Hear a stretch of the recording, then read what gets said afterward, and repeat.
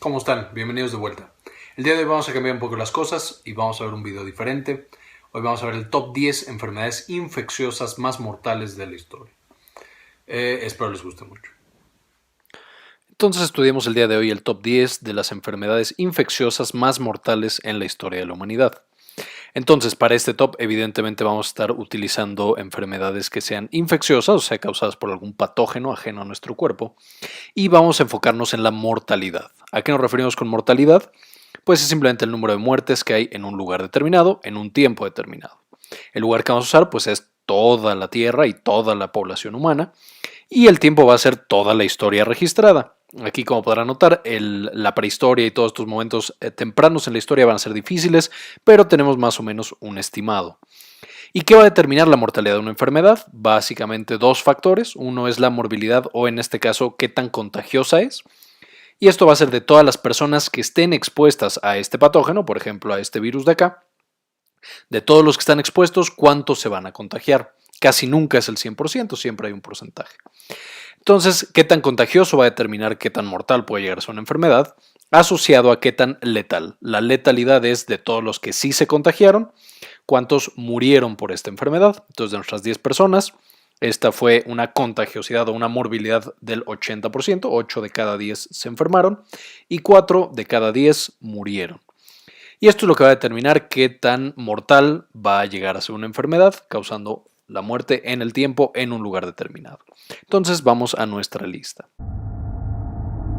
En el número 10 tenemos al cólera. El cólera es causado por esta bacteria de aquí, el Vibrio cholerae, y esta ha causado a través de la historia aproximadamente 3 millones de muertes en total. En la actualidad todavía de 3 a 5 millones de personas son infectadas cada año, de todas las personas que se exponen, y está causando 120,000 muertes anuales. Esto es muy poquito en comparación a como estábamos antes. También ha cambiado la letalidad. En los países ya desarrollados, más o menos el 1% de todas las personas infectadas mueren. Sin embargo, esta letalidad puede elevarse hasta el 50%. Y esto es principalmente por las condiciones en las que vive la gente. Si la gente no vive en un modo salubre, no tiene acceso a drenaje, a agua, a lavarse las manos, etc., es mucho más fácil que se contagie la infección, que se transmite de las heces de una persona a las demás. Y también es mucho más letal si no se tiene acceso a servicios de salud especiales. Es por esto que el cólera es especialmente peligroso en zonas de guerra, en refugiados o en zonas muy pobres. ¿Cuál ha sido la estrategia que nosotros hemos tenido para poder sobrellevar e incluso vencer muchas veces al cólera? Evidentemente estos sistemas de sanitización, lavarse las manos, tener recursos, tener inodoros, etcétera, drenaje, tener la rehidratación oral, que ha sido de lo más importante. Una vez que el paciente se infectó con el Vibrio cholerae, empieza a tener diarrea muy intensa y puede deshidratarse y morir. Es la principal causa de muerte. Entonces, cuando se inventó la rehidratación oral, fue la herramienta más poderosa que nosotros tuvimos para que las personas tal vez sí se contagiaran, pero no murieran y disminuir así la letalidad. Y por supuesto también la vacunación. La vacunación, a pesar de que no se usa en todos lados, en los lugares que son endémicos, como Cuba y muchos países de Latinoamérica, ha salvado millones de vidas previniendo este contagio. En el siguiente lugar, en el número 9, tenemos al tifus. El tifus es una infección causada por la riqueza. Esta ha causado 4 millones de muertes en total en la historia. Y es una enfermedad relativamente reciente, está ya en todos los continentes y evoluciona rápidamente.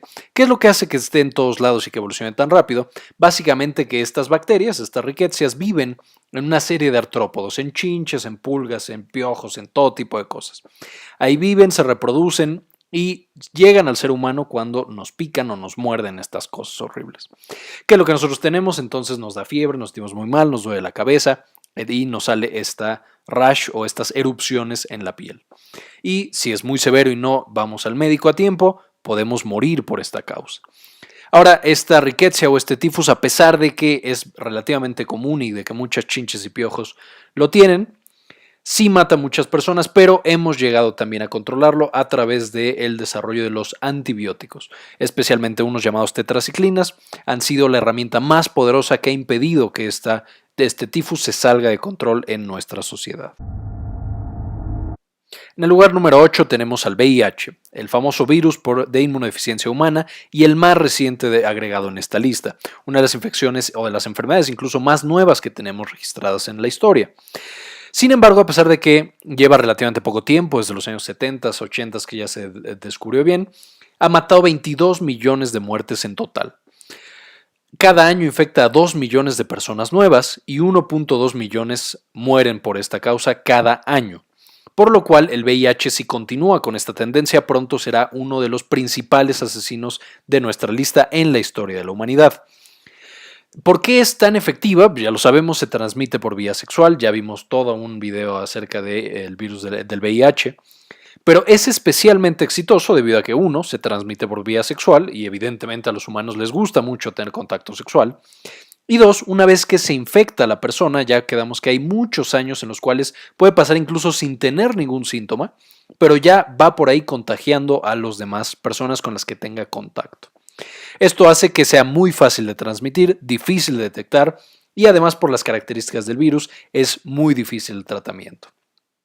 ¿Cuáles son las herramientas que nosotros hemos desarrollado para no caer presas de esta infección? Los principales avances que desarrollamos fue evidentemente la terapia antirretroviral, este medicamento que directamente bloquea el virus y no permite que siga infectando a otras personas. Ya quedamos que no lo cura, pero puede controlarlo y hacer que las personas vivan muchos años, disminuyendo por lo tanto su mortalidad. También, evidentemente, el uso de condón es una de las principales herramientas que tenemos para que no se siga contagiando de una persona a otra y por lo tanto limitar el daño que nos puede hacer.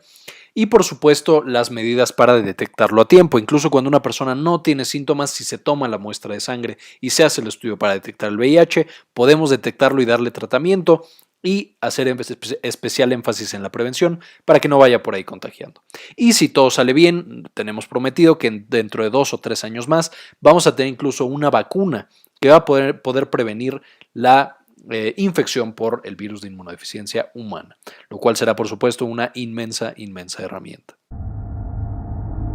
Después tenemos a la influenza, esta que es la causante de la gripe común, así la más vil gripe que hayan tenido, probablemente haya sido causada por el virus de la influenza. Y este virus de la influenza, así como causa gripes pinches, también causa epidemias y pandemias extremadamente mortales. Aquí ya tenemos en los números más grandes todavía, la influenza se calcula que ha matado entre 50 y 100 millones de personas en la historia de la humanidad.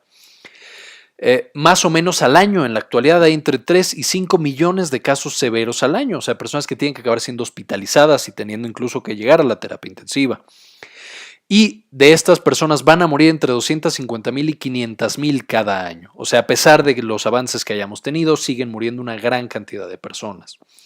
Y aquí podemos comparar la letalidad en 1918, que se dio esta famosa gripe española o influenza española, que fue con mucho la más letal de todas las pandemias de influenza que ha habido, en la cual murieron aproximadamente solamente en 2 años entre 40 y 50 millones de personas.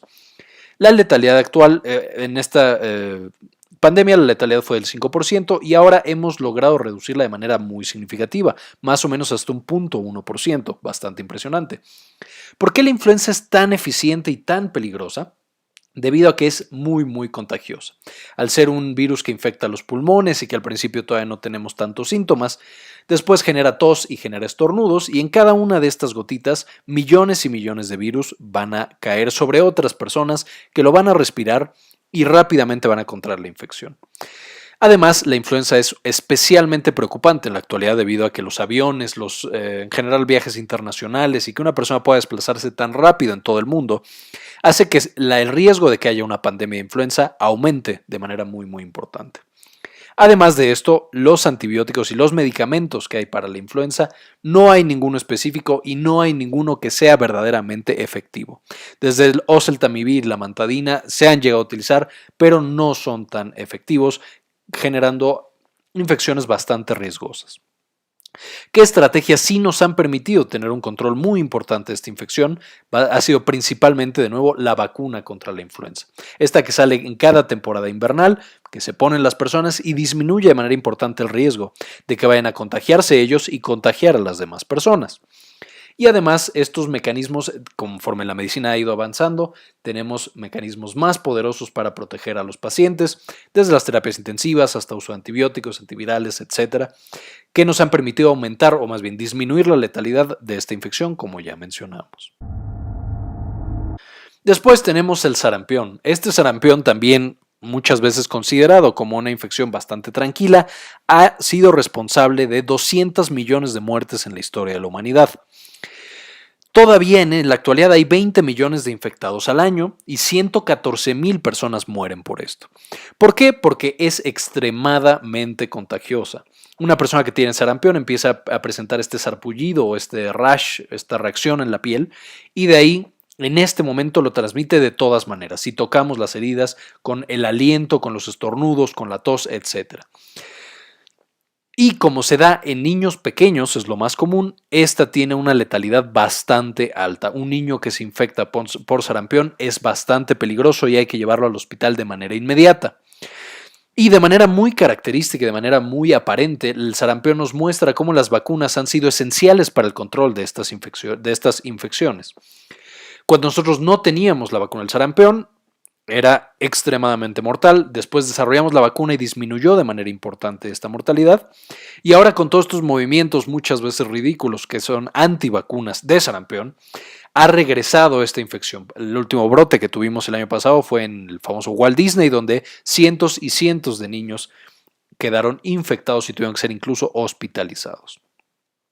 Y entonces, ¿cuál ha sido nuestra principal estrategia de protección? Pues ya lo que damos es la vacunación contra el sarampión.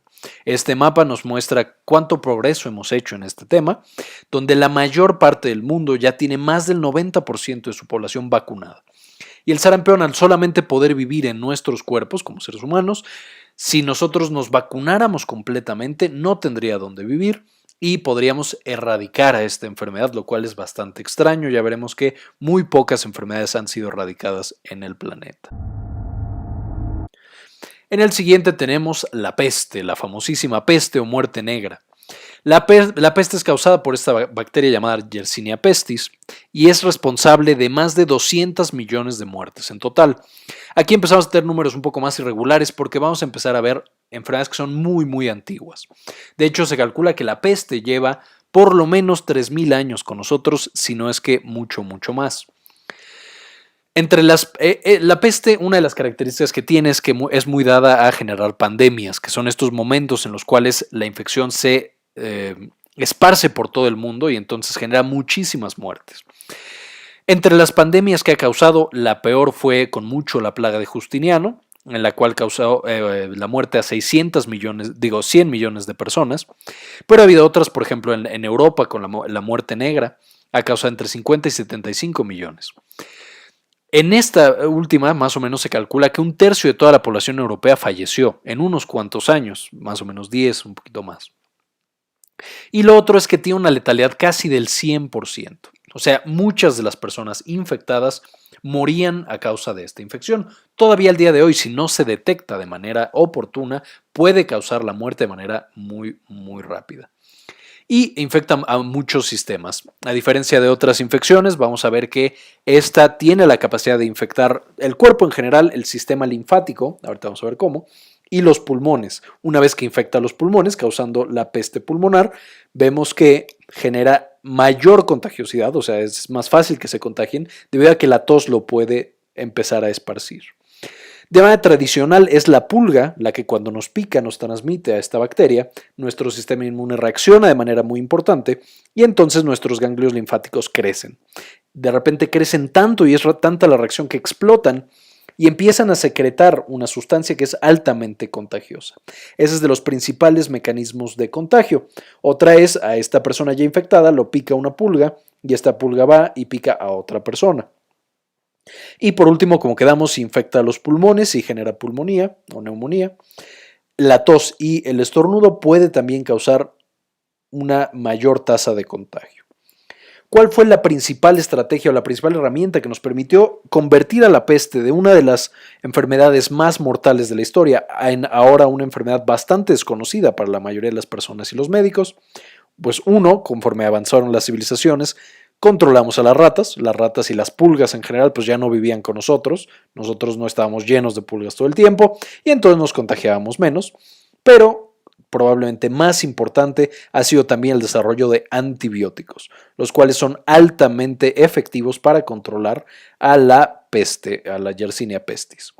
Y también las maniobras de intervención, o sea, el avance de la medicina, las técnicas de intubación, etcétera, etcétera, han mejorado han disminuido la letalidad. A pesar de que las personas se contagian, tenemos más manera de controlar su fisiología y de que por lo tanto no mueran. En el siguiente tenemos a la famosísima viruela. La viruela es causada por un virus llamado variola mayor, también hay una variola menor, pero esta es la más importante. Aquí tenemos a este maldito. Y la viruela es, como seguramente sabrán, una de las peores infecciones que llegamos a tener en la historia de la humanidad. Se calcula que llegó a matar a más de 500 millones de personas. Y en el pico de mayor tasa de infección generaba 50 millones de muertes cada año. ¿Por qué la viruela era tan efectiva? Primero, porque era muy contagiosa y segunda, porque era muy letal. O sea, las personas que se contagiaban casi siempre fallecían. Además, como vamos a ver un poquito más adelante, la medicina no estaba tan avanzada en ese momento.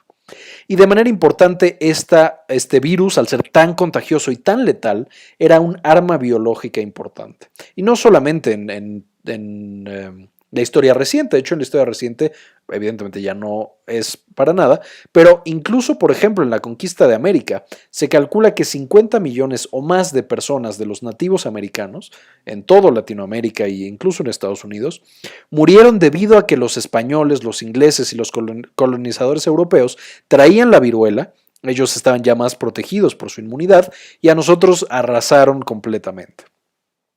Y esto también es un apartado muy especial en la viruela. Ahora, ¿cómo sabe esta viruela? Cuando nosotros estábamos en contacto con una persona, entraba en nuestro cuerpo y generaba todas estas reacciones cutáneas.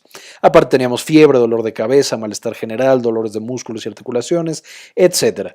Una persona que estaba en este estado era también extremadamente contagiosa, muy similar a lo que pasa con el sarampión. ¿Qué es lo que nosotros hicimos? ¿Qué es lo que se logró gracias en gran parte a la cooperación mundial, pero de Estados Unidos y de la Unión Soviética? Fue una inmensa campaña de vacunación y de tratamiento que llevó a la viruela a básicamente extinguirse. De hecho, en el 1977, la última persona en África infectada por viruela muere siendo la última persona que se infectó de causa natural. Y en este momento estábamos preparados para decir que la viruela había sido erradicada. Sin embargo, de todos los laboratorios que habían estado trabajando en esta vacuna para la viruela, para controlarla y hacer que se extinguiera, que eventualmente lo logramos, un laboratorio en Inglaterra tuvo un accidente, se liberó un virus y contagió a una fotógrafa.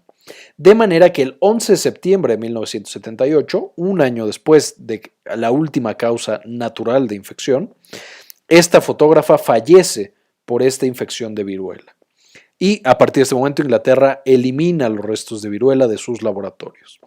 Sin embargo, a pesar de que la viruela ya se extinguió, de que en teoría ya no necesitamos la vacuna y de que mostramos en esta pandemia o en este tratamiento de la viruela lo poderosas que son nuestras intervenciones para controlar las infecciones, quedan por lo menos dos muestras del virus de viruela vivos en Estados Unidos y en Rusia.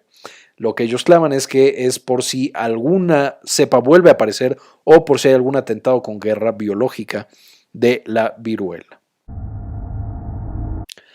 En el siguiente tenemos a la tuberculosis. La tuberculosis es causada por una bacteria llamada Mycobacterium tuberculosis y esta tuberculosis es la famosísima, de hecho ha moldeado nuestra cultura. Se estima que ha matado más de 2 billones de personas en la historia de la humanidad. ¿Por qué es esto?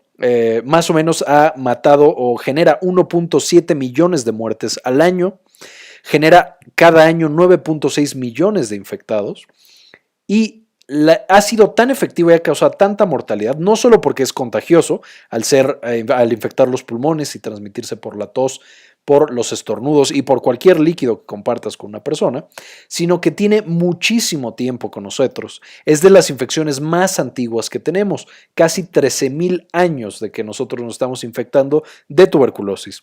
Momias de Egipto tienen marcas de tuberculosis en sus huesos. Y en la actualidad se calcula que un tercio de la población mundial está infectada. Nótese, no todo mundo de este tercio presenta síntomas, lo que la hace todavía más mortal y más peligrosa. Hay gente que no tiene síntomas, pero puede ir contagiando a otras personas. Causamos que la micobacteria entre en nuestro cuerpo, llega a nuestros pulmones, se los va prácticamente comiendo y de esta persona cuando tose, cuando estornuda o cuando sus líquidos corporales están en contacto con otra persona, también genera una infección. Ahora, ¿qué hemos hecho para controlar a esta gran asesina? Los esfuerzos han sido más insuficientes que para las otras enfermedades que hemos visto.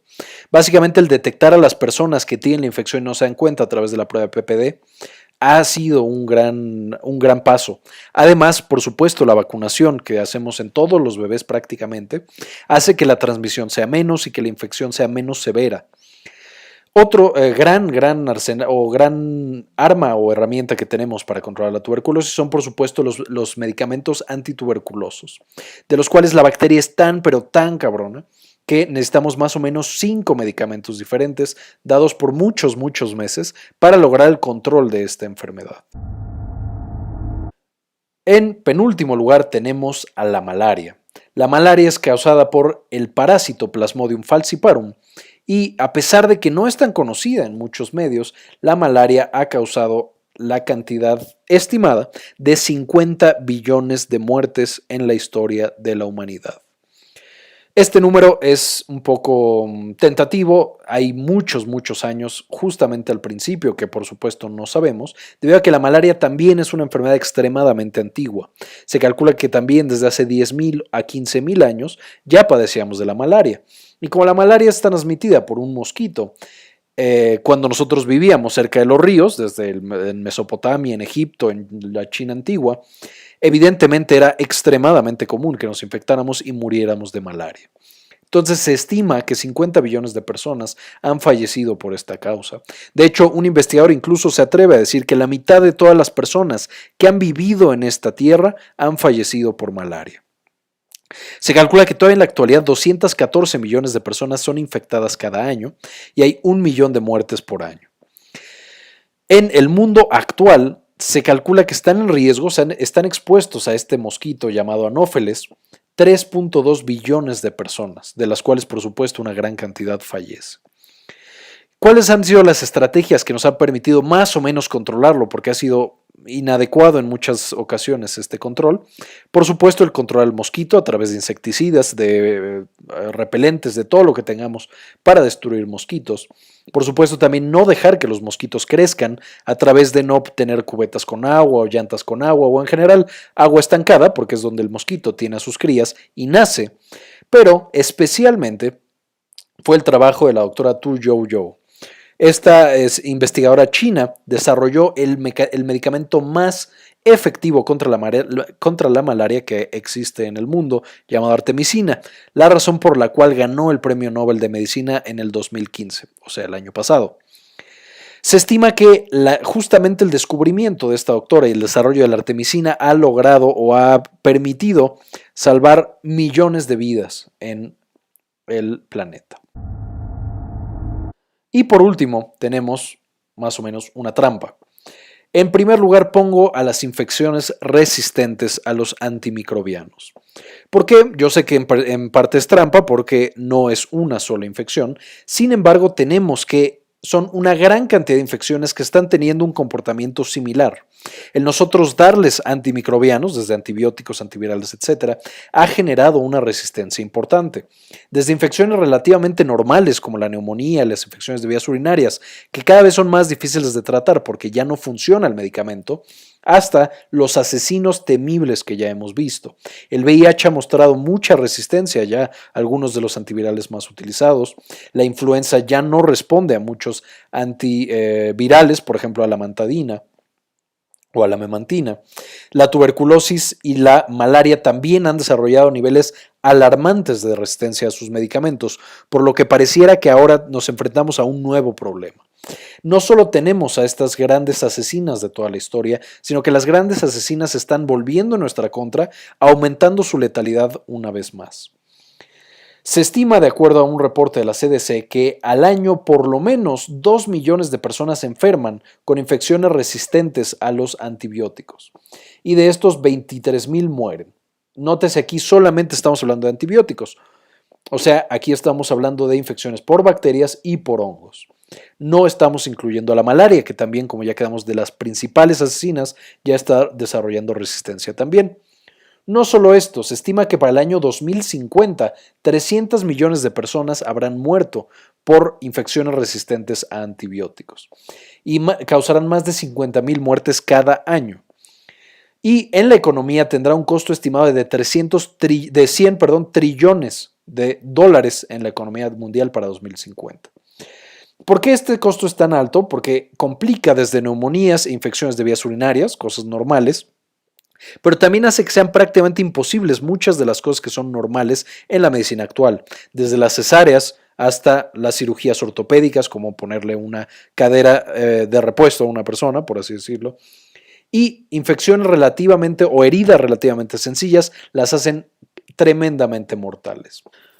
En un estudio realizado por el Dr. O'Neill en el año 2014, estimaba más o menos en el rango de infección actual qué tanto aumento de mortalidad habría en cuanto a las infecciones resistentes comparados a las otras causas de muerte, digamos una estimación hacia el futuro. Y determinó que para el año 2050 las infecciones resistentes van a matar más personas que el cáncer, a pesar de que el cáncer también está aumentando. De manera que lo hace una de las infecciones más importantes y que más debemos tener cuidado y que más debemos tratar de controlar. ¿De qué manera lo vamos a lograr controlar? No es una tarea sencilla, esto no lo hemos hecho todavía, pero tenemos las mismas herramientas que hemos tenido para otras infecciones. La vacunación completa es esencial y el desarrollo de nuevas vacunas también es esencial para controlar esto. El lavado de manos y evitar estar tanto en contacto con personas enfermas. Y el uso de condones y de otras maneras que permitan la transmisión de las infecciones, desde el control de los mosquitos, el control de las ratas, el control de todo esto. El no dejar las llantas llenas de agua, los botes llenos de agua, el agua destapada, etc. Y también necesitamos hacer evitar el uso incorrecto de los antibióticos. O sea, no hay que restar antibióticos a menos que haya evidencia específica del que el paciente lo necesita. Nunca para una gripa, nunca para una diarrea, nunca para dolores de abdomen, etc. Para las personas en general, solamente tomar antibióticos como el médico la recetó, no interrumpir el tratamiento antes de lo que se le indicó por el médico y no compartir antibióticos con ninguna persona, solamente tomarlos para ti. Y con esto se estima que podríamos llegar a, por lo menos, retrasar la aparición de estas terribles enfermedades que ya no respondan a ningún antibiótico. Muy bien, esto fue todo por la clase de hoy. Espero les haya gustado y les guste este nuevo tipo de clase. Díganme si les llama la atención o no. Y por último quiero saber su opinión, quiero sus comentarios. ¿Qué opinan de que Rusia y Estados Unidos todavía tengan el virus de la viruela ahí listo en sus laboratorios y que ya sucedió un accidente? ¿Creen que debería destruirlo? ¿Creen que debería quedarse con ellos y a lo mejor verdaderamente protegerse de una posible guerra biológica con viruela? Y también les recomiendo mucho que me digan si creen que podemos controlar esta resistencia que estamos generando a los antibióticos o creen que es una batalla perdida. Para esto les recomiendo mucho, voy a dejar toda la información en la descripción para que se metan a estas páginas, especialmente los artículos que nosotros ya subimos al blog de resistencia a antibiótico, cómo es que las bacterias desarrollan esta resistencia y qué se puede hacer. Entonces, chéquenlo, me dicen qué opinan y como siempre, ayúdenos a cambiar el mundo, compartan la información.